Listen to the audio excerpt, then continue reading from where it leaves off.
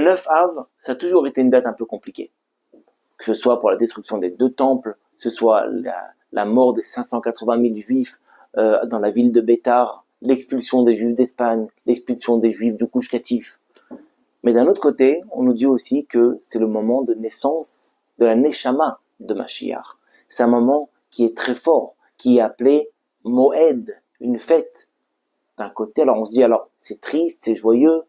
Bien entendu que ça dépend où est-ce qu'on se situe. D'après le sens simple, quand on regarde que le sens simple, alors oui, il y a de quoi se lamenter.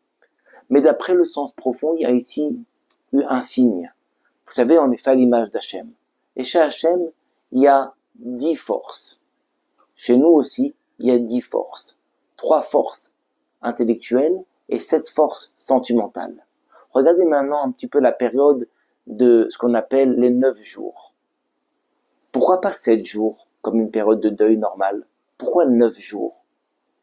En fait, ici, c'est un message pour nous dire, regarde, chez toi, tu as reconstruit 9 forces. Pour que Mashiach se dévoile, pour qu'on assiste à la naissance de Mashiach, il faut dévoiler la 10e force. La 10e force chez nous représente l'attribut de Malchut, la royauté.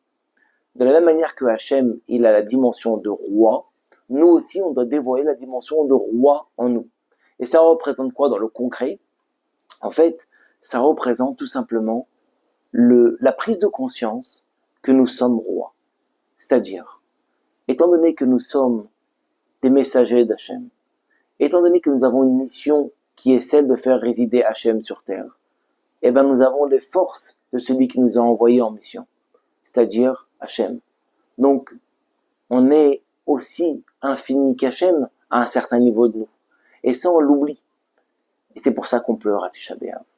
On oublie la force que Dieu nous a confiée.